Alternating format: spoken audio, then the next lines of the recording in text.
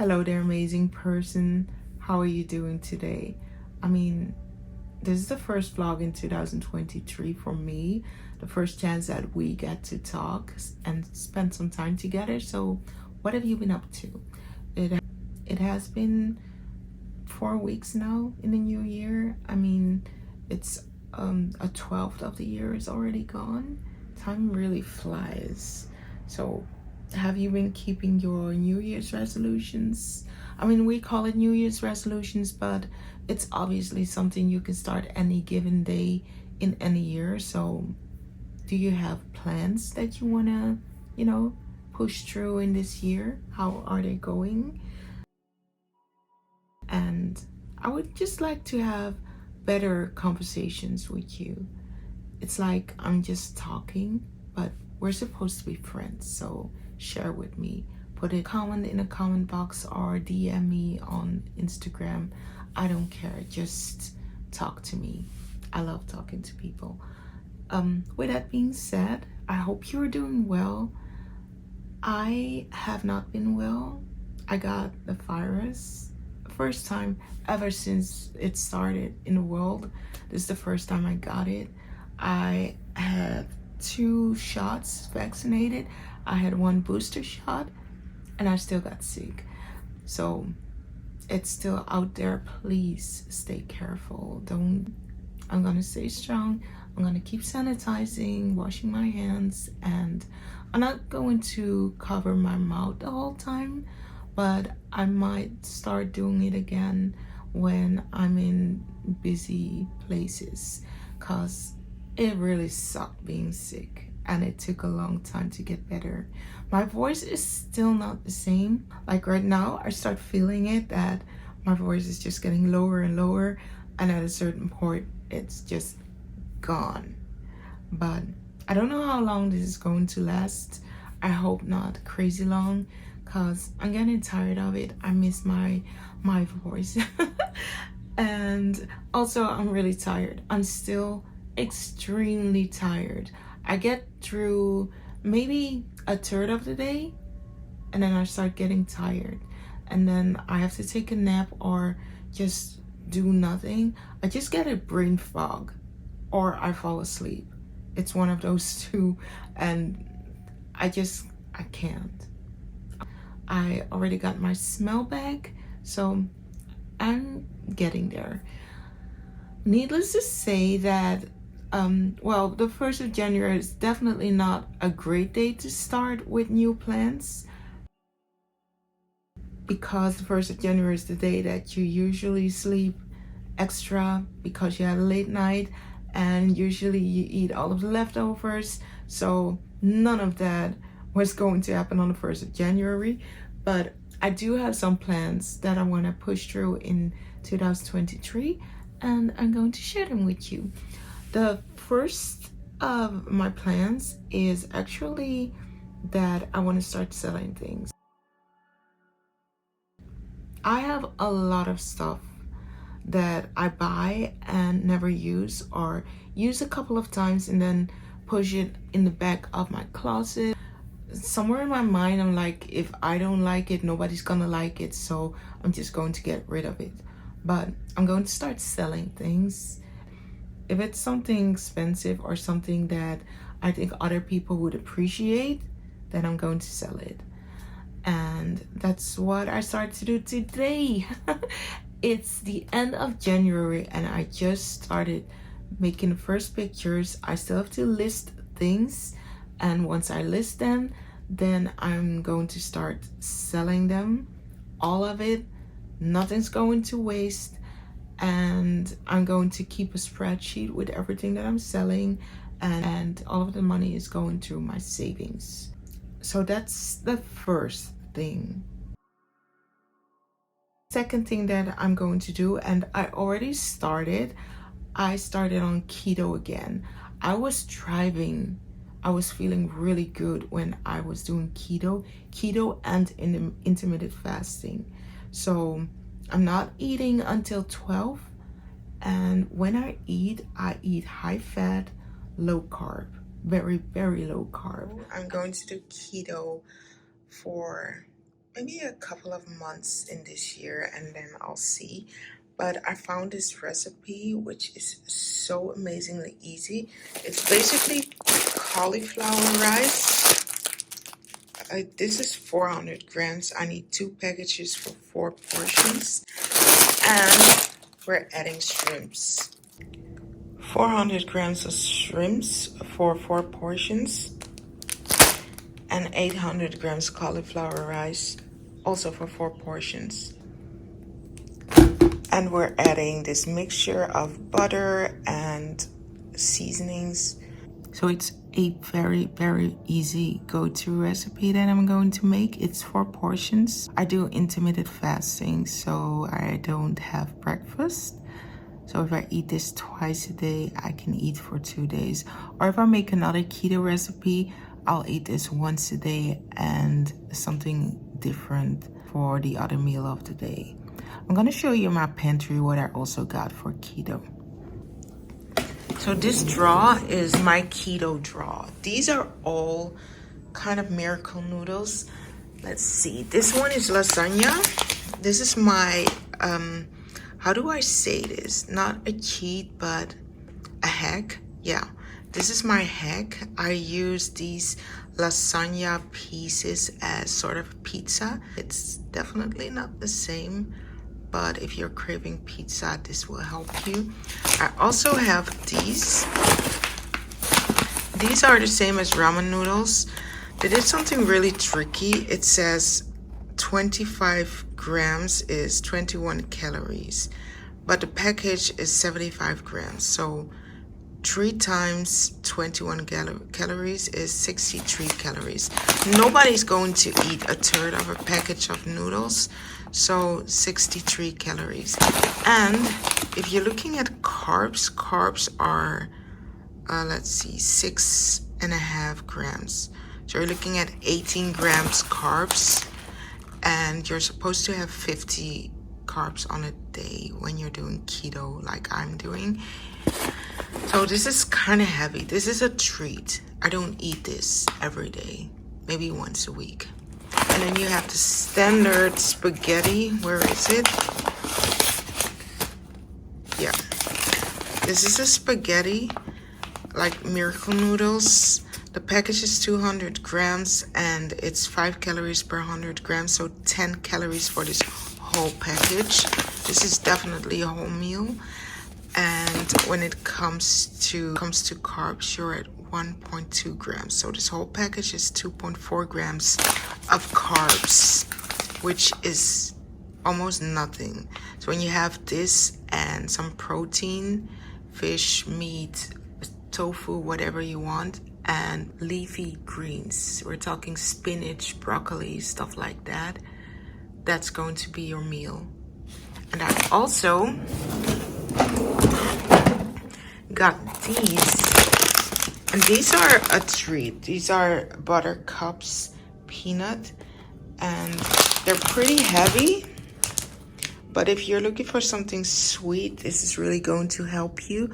It has 10 grams of carbs per 100 grams, and this whole package it says 2.8 grams. So I think this package is 25 grams. It's pretty light in weight, but pretty heavy when it comes to eating. There are 3 or 4 balls of peanut butter cups in this package. So if you want to eat something sweet, you can just buy something like this. You can make it yourself. I tried, but it's messy. And I also got the raw chocolate. So keto treats. And I also got a bunch of 0 sugar syrups. This is not the best thing that you can do when you're doing keto, because fake sugars can trigger your cravings, and then you're back to basic. You can be thrown out of keto, or you can just crave sugar, and that'll lead you to just really eat sugar. And the rest of these things are all vitamins and things for your gut health. Actually, I'm trying to eat no carbs at all, which is impossible because I eat vegetables. green vegetables like broccoli, Brussels sprouts, spinach, stuff like that.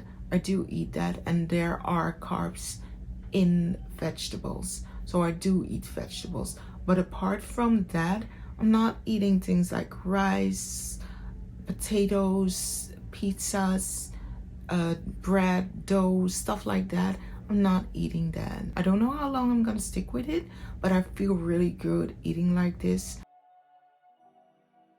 I used to have a morning routine that was built upon everything that I wanted to do, and not everything realistically possible, and not everything that fit my lifestyle.